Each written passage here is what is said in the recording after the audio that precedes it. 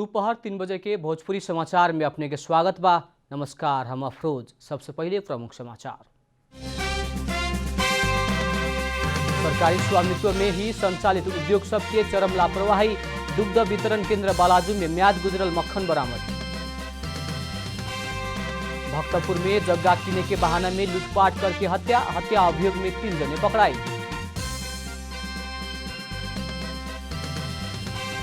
देश भर कोरोना संक्रमण बढ़ रहा, डॉक्टर के ही संक्रमण भइला बाद लहान स्थित स्मारक अस्पताल के आकस्मिक बाहे के सब सेवा बंद। महिला पर एसिड आक्रमण की घटना ना रुकल, भारत के उत्तर प्रदेश के एक परिवार के 3 दीदी बहन पर एसिड प्रहार। आईपीएल क्रिकेट में आज सनराइजर्स हैदराबाद आ चेन्नई सुपर किंग्स खेली।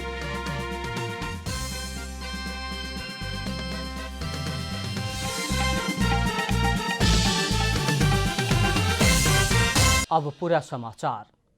सरकारी स्वामित्व में संचालित उद्योग सब चरम लापरवाही के साथ ही जनता के स्वास्थ्य पर खिलवाड़ कैल मिलल बाटे। कुछ दिन पहले खाद्य व्यवस्था तथा व्यापार कंपनी म्याद गुजरल चाउर बिक्री वितरण कैल घटना ना भुलाते ही दुग्ध विकास संस्था के काठमाडौँ दुग्ध वितरण केंद्र बालाजू में भी परिणाम में म्याद गुजरल मक्खन मिलल बा। काठमाडौँ महानगरपालिका के बजार अनुगमन टोली मंगर के दुग्ध विकास संस्था के काठमाडौँ दुग्ध वितरण केंद्र बालाजू के अनुगमन कैले रहे। टोली अनुगमन के क्रम में शीत भंडार में राखल गई 1,94,975 केजी म्याद गुजरल मक्खन बरामद कैलक। उसे ही केंद्र के भौतिक संरचना सब जीर्ण भइल, खिया लागल और सरसफाई में ध्यान ना देहल मिलल ह। त्यहाँको भैँदेखि लिएर भित्तादेखि लिएर जुन मेसिनहरू औजारहरू छन् यी सबैमा डिफेक्टहरू पाइयो। यसले पनि गुणस्तरमा असर पार्ने त छँदैछ। यो पनि एउटा कुरा रह्यो भने जल कम्पनीबाट लिएको 1,94,975 केजी चाहिँ यहाँ स्टकमा रहेको पाइयो र त्यो चाहिँ सबै लेभलविहीन अथवा डेट एक्सपायर भएको चाहिँ हामीले भेटेका छौँ। अनुगमन टोली भौतिक संरचना फेरबदल करे परेके, भस्कल संरचना तत्काल मरम्मत संभार करे परेके सुझाव सहित 1,94,975 केजी म्याद गुजरल मक्खन की बिक्री में रोक लगाउले बा। अनुगमन टोली से सचेत करावला के बाद केंद्र ऊपर का तह से लिखित जवाब ना आवला तकले मक्खन की बिक्री ना करे के जनौले बा। यस्तो छ कि बेस्ट बिफोर र एक्सपायरी डेट भनेको चाहिँ फरक कुरा हुन् हैन। बेस्ट बिफोर भने चाहिँ 8 मन्थ्स उहाँ सुजलहरूले लेख्नु भएको रहेछ, सुजल डेरीले 8 मन्थ्स भनेर लेख्नु भएको छ। वास्तवमा बर्डरको सेल्फ लाइफ चाहिँ त्योभन्दा पनि बढी हुन्छ। अब उहाँले लेख्नु भएको छ, के कारणले गर्दा लेख्नुभयो उहाँहरूले नै जान्नु। -20 डिग्री सेन्टिग्रेडमा 8 मन्थ्स भन्दा बढी नै हुन्छ हैन। र अर्को कुरा भनेको यिनीहरू सबै जुन खाद्य वस्तुहरू छन् नि, यिनीहरू लेखे तापनि हाम्रो चाहिँ यो हामीले अहिले प्रयोग चाहिँ गरेका छैनौँ। कोभिड-19 के कारण संस्था में भइल कमी कमजोरी के स्वीकार करत निमित्त प्रमुख जोशी आगामी दिन में सुधार करके आगे बढ़े के प्रतिबद्धता जनौलन। कुछ दिन पहले खाद्य व्यवस्था तथा व्यापार कंपनी से म्याद गुजरल चाउर बिक्री वितरण कैल आ संस्थान सहित सरकारी निकाय से कैल लापरवाही से उपभोक्ता में त्रास बढ़ल बा। कैमरा में शैलेंद्र गोविंदा माथे के साथ आनंद गुरुङ की रिपोर्ट। भक्तपुर के एक व्यक्ति के जगह देखा के बहाना में लूटपाट करे के हत्या कैल आरोप में 3 जने पकड़ाइल बाटे। पकड़ाइल पर प्रहरी थप अनुसंधान शुरू कैले बा। महानगरीय अपराध महाशाखा काठमाडौँ के टोली रक्स ऑपरेशन चला के सिन्धुपाल्चोक के 37 वर्ष के कामी शेर्पा, 28 वर्ष के रमेश तामाङ आ 30 वर्ष के प्रेम तामाङ के पकड़ाउ कैलक। सिन्धुपाल्चोक 12 विषय लेखर के घर भइल हाल काठमाडौँ थली बैठे वाला कामी शेर्पा घटना के मुख्य योजनाकार भइल महाशाखा पत्रकार सम्मेलन करके सार्वजनिक कैले बा। चन्द्र योजन वर्ष 3161 को लाई कुटपिट गरी निजले लगाएको हातको ब्रासलेट समेत लुटी फरार रहेका र त्यसमा फरार रहेका व्यक्ति मध्ये 2 जना मेन त्यहाँ संलग्न रहेका 2 जना 21 गते घटना भएको र त्यसपछि 22 गते चाहिँ उहाँको मृत्यु भएको थियो र त्यसपछि त्यसको योजनाकार सहित ब्रासलेट बेचेर त्यसबाट पैसा पनि प्राप्त गरेको र ब्रासलेट बेच्ने गाल्ने किन्ने समेतलाई हामीले पक्राउ गरी। भक्तपुर के चांगू नारायण नगरपालिका 8 सुडाल के 61 वर्ष के चंद्रकुमार योमजुङ के बीतल हफ्ता हत्या भइल रहे। बीतल बुध के दोपहर करीब 4 बजे ओरी घर में आयल अज्ञात व्यक्ति सब के अनुरोध के बाद योमजन बिक्री में रहल जगह दिखा देवे के कहत 1.5 किलोमीटर के दूरी में रहल बिडोल फाँट क्षेत्र में ले जाके हत्या कैल गेल रहे। भोलि नै बैना हुन्छ 3 आना जग्गा पायो यहाँ। अब 5 मिनट पछि हाम्रो यहाँ शेर हुँदैछ, ल्याएर आउँछु भनेर भन्यो। त्यो चाहिँ मैले पनि सुन्यो, बुढोको पछि नै आउँदाखेरि सुन्यो। अनि उसले फोन गर्ने दिदी होगी को हो, अब दिदी आउँदैछ यहाँ हुँदैछ हुँदैछ म आउँछु भन्यो। अब रात भयो कहाँ जाने बुढो भन्दाखेरि 15-20 मिनटमा म आउँछु भनेर अनि जक्कको नाक्सा गोजीमै बोकेर जानुभयो। थाहा छैन होइन। अब अहिले त्यहाँ अनुसन्धान गर्दाखेरि चाहिँ तपाईँको त्यो धानमा पुरै खाल्टो छ होइन। अनि खाल्टोमा पुर्याएर त्यो माथिबाट त्यो कस्तो धकेलेको जस्तो कि अनि त्यसरी तल पुगेर अनि त्यस्तो घटनास्थलमै मान्छे अब यो मान्छे गइसक्यो भन्ने छोडेर अब उहाँहरू फर्किनु भएछ कि। जगह किने के बहाना बना के आयल सब योंजन के कुटपीट करके 1 तोला दुलाल की सिकरी लूट के भागल रहे। योंजन के इलाज के क्रम में ग्रीन सिटी अस्पताल में बीतल वेफे के मृत्यु भइल रहे। पकड़ाइल सब पर थप अनुसंधान आगे बढ़ाओल गई प्रहरी जनौले बा। कैमरा में जेपी श्रेष्ठ के साथ अभिषेक सापकोटा की रिपोर्ट। डाक्टर में कोरोना संक्रमण पुष्टि भइला बाद सिराहा के लहान स्थित रामकुमार उमा प्रसाद स्मारक अस्पताल के आकस्मिक सेवा बाहेक सब सेवा बंद कइल गइल बा। अस्पताल प्रशासन सूचना प्रकाशित करके इमरजेंसी सेवा 12 घंटा खातिर बाकी सब सेवा दोसर सूचना न आवे तक खातिर बंद कइल जनौलक। अस्पताल के आकस्मिक सेवा निर्मलीकरण करके सेवा संचालन करे के सूचना में उल्लेख बाटे अस्पताल के दोसर कुछ कर्मचारी में समेत कोरोना संक्रमण के लक्षण दिखाई देला से पीसीआर रिपोर्ट न आइला तकले अस्पताल के आकस्मिक सेवा बाहेक अन्य सेवा दोसर सूचना न आइल तक बंद रहे के अस्पताल के प्रमुख सुनील प्रसाद कुशवाहा जानकारी देने। कर्मचारी में कोरोना दिखाई देला बाद उच्च अदालत दिपायल 1 हफ्ता खातिर सब सेवा बंद कैले बा। अदालत में कार्यरत एक कर्मचारी में कोरोना संक्रमण पुष्टि भइला बाद आज से लागू करत आंतरिक प्रशासन बाहेक सब सेवा बंद करे के निर्णय कैल गेल है। अदालत के निमित्त रजिस्ट्रार सीता रेग्मी अदालत के कर्मचारी में कोरोना संक्रमण दिखाई देल आ दोसर केहू के ना होके कह के अस्पताल के आंतरिक प्रशासन के काम बाहेक अन्य काम कार्रवाई 1 हफ्ता खातिर बंद कैल बतौले। कर्मचारी में कोरोना संक्रमण पुष्टि भइला बाद सोमवार के अदालत में कार्यरत सब कर्मचारी के स्वाब संकलन करके परीक्षण खातिर जिला अस्पताल डोटी के प्रयोगशाला में पठावल वहां के जानकारी देने। भोजपुरी समाचार में अब छोट विश्राम।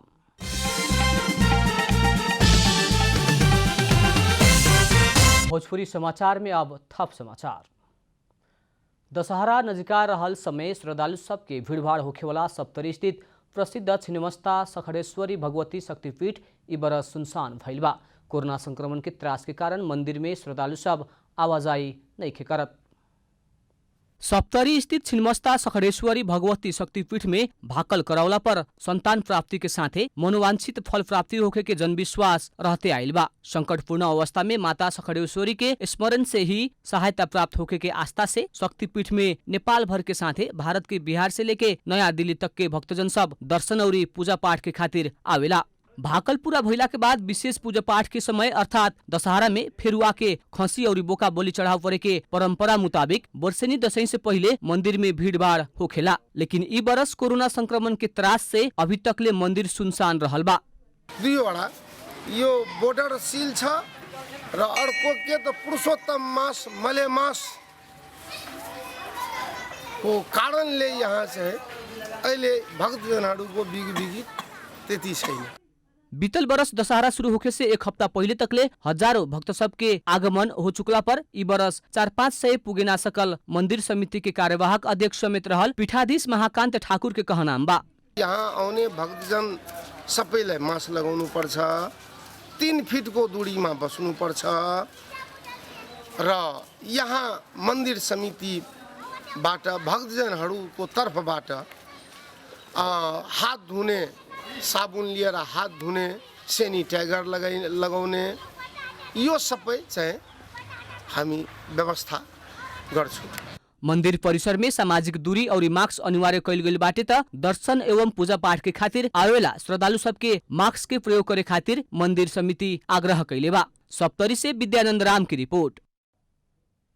बीतल बरस बांके के बस पार्क क्षेत्र में इति बेरा खूब भीड़ भाड़ रहत रहे। दशहरा आवे में 1 महीना आगे से ही टिकट बुकिंग होत रहे। तीज पर्व मनावेला शहर से गांव जाए वाला के बहुते भीड़ रहत रहे। लेकिन ई बरस कोरोना महामारी के कारण सुनसान बनल बा।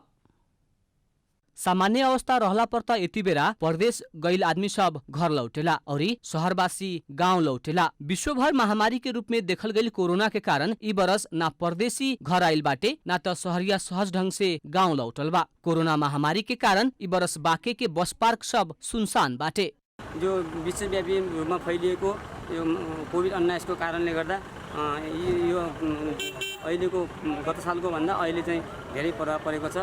जनताहरू चाहिँ अब चाहिँ पेसेन्जरहरू हजुरको चाहिँ यसमा नआउने उनीहरूको चाहिँ मानसिक पनि अब चाहिँ तनाव अब चाहिँ काम विशेष भयो भने हिँड्ने।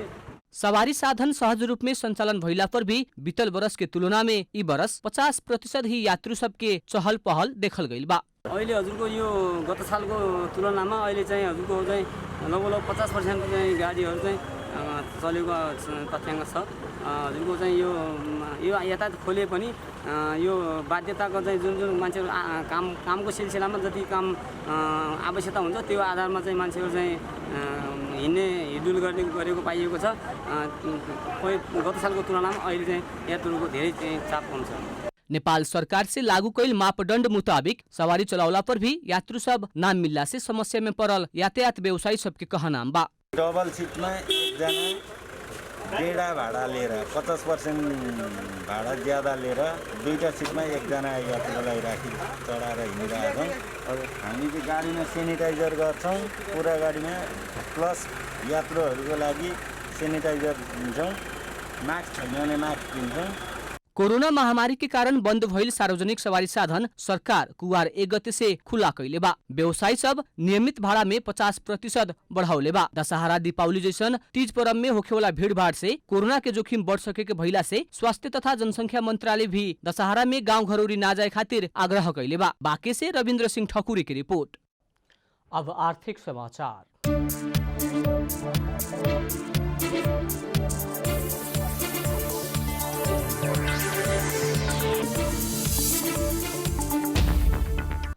ब्रायलर मुर्गी के भाव में एकरूपता ना भइला से रूपंदेही के किसान सब नुकसानी बेहो रहल बा।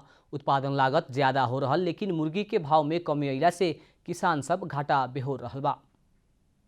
रूपंदेही में अभिन ब्रायलर मुर्गी जिंदा प्रति किलो 110 रुपया से लेके 130 रुपया में बिक्री हो रहल बा, जेकर लागत मूल्य बिक्री भइला पर प्रति किलो 160 रुपया रहल बा। मुर्गी ना बिक्री भइला के बाद जिंदा मुर्गी 90 रुपया में समेत बिक्री करे पड़े के किसान के शिकायत बा। किसान सब 60 रुपया में किनल बच्चा बढ़ा के 45 दिन में बिक्री कैला पर प्रति मुर्गी 30 रुपया से लेके 70 रुपया तकले नुकसान बेहो रहल बा।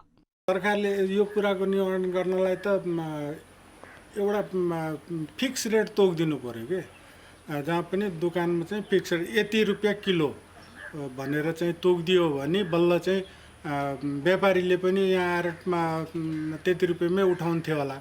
अब यसको त रेट तोकेको छैन, मनपरी तन्त्र। अब डिलरले आउँछ, एउटाले एउटो भन्छ, एउटाले एउटो भन्छ गर्छ, अब कुनै छैन। अब हामीले पनि तिनै डिलरलाई खोज्न जाने हो। सरकारले तोकिदिएको दुकान हुन्थ्यो भने त त्यहाँ जान्थ्यौँ हामी। रूपंदेही में तैयारी मांस प्रति किलो 270 रुपया से लेके 300 रुपया तकले बिक्री हो रहल बा। मुर्गी के भाव ना मिलला के बाद बच्चा पोसे खातिर किसान डेराइल बा। मुर्गी के बच्चा, गुणस्तरीय दाना, दवाई, लैब जैसन समस्या से लेके भाव में एकरूपता ना भइला से रूपंदेही के मुर्गी पालक किसान सब चिंतित बाटे। बच्चा और दाना खरीद कैला पर सप्लायर्स के मनोमानी और मांस के खातिर तैयार भइल मुर्गी में बिचौलिया के कारण मर्का में पड़ल अधिकांश किसान सब के शिकायत बा। 175 रुपियाँ किलोको हुँदा पनि हामीले चाहिँ नि 110 रुपियाँ प्रति किलो चाहिँ नि ब्रोइलर बेच्न चाहिँ नि बाध्य भयौँ। अब यो एउटा चाहिँ नि समयले त्यो खालको चाहिँ नि बनाएको हो कि यो बिचौलियाको कारणले गर्दाखेरि यो भएको हो कि अब सरकारी एउटा चाहिँ मूल्य निर्धारण नभएर हामीले चाहिँ यो समस्या झेल्नु परेको छ। रूपंदेही में मुर्गी पालन करे के खातिर बहुते युवा सब इच्छुक भइला पर भी भाव में एकरूपता ना भइल, बच्चा और दाना में मनमानी भइल, भारतीय नाका से बढ़ रहल मुर्गी और बच्चा के तस्करी, दवाई अभाव, लैब टेस्ट में समस्या, बाजारीकरण में समस्या और दक्ष प्राविधिक ना भइला से मुर्गी पालन प्रति के आकर्षण घट रहल बा। रूपंदेही से प्रतीक पौडेल की रिपोर्ट। भोजपुरी समाचार में अब छोड़ विश्राम।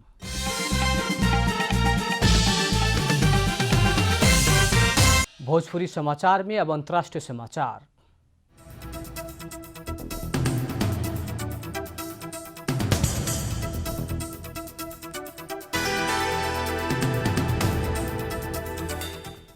भारत के उत्तर प्रदेश के गोंडा जिला में एक के परिवार के 3 जने दीदी बहन पर एसिड प्रहार भइल बा। कालू राति सुत रहल समय में 3 दीदी बहन पर एसिड आक्रमण भइल भारतीय संचार माध्यम सब जनौले बा। एसिड आक्रमण में 17 वर्ष के बड़ बहिन के चेहरा पूरा जरल बाटे त 12 आ 8 वर्ष के दोनों बहिन के मुड़ी में एसिड पड़ल बा। तीनों दीदी बहिन के अभिन्न स्थानीय अस्पताल में इलाज हो रहल बा। ये घटना गोंडा के परसपुर क्षेत्र में के पक्का गांव के हुए। कालू राति एक युवा स्थानीय दलित समुदाय के ऊ दीदी बहिन पर एसिड प्रहार कैल बतौले वाला पर भी अभी तकले आक्रमणकारी के पहचान होखे नहीं के सकल। पीड़ित किशोरी के पिता घटना राति सुत रहल समय में भइल बतौले बाड़न। उहाँ के बेटी सब के चिचैलिया के बाद ही अपना सब घटना बारे था मिलल और ये अपना सब उठ के बेटी सब के सुतल ठाव में पुगला पर एसिड प्रहार करे वाला व्यक्ति फरार हो चुकल बतौले बाड़न। अब खेलकूद समाचार।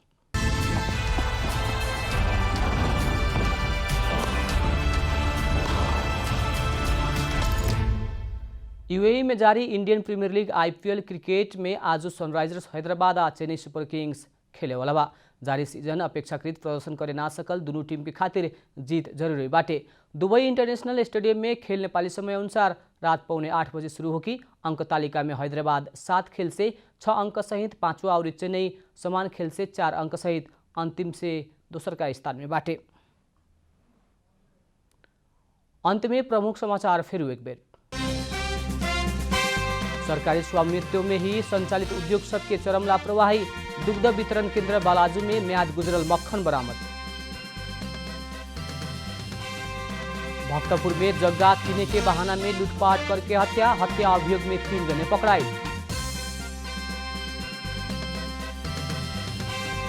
देश भर कोरोना संक्रमण बढ़ रहा। डॉक्टर के ही संक्रमण भइला बाद लहान स्थित स्मारक अस्पताल के आकस्मिक बाहेक सब सेवा बंद। महिला पर एसिड आक्रमण की घटना ना रुकल। भारत के उत्तर प्रदेश के एक ही परिवार के 3 दीदी बहन पर एसिड प्रहार। IPL क्रिकेट में आज सनराइजर्स हैदराबाद आ चेन्नई सुपर किंग्स खेली।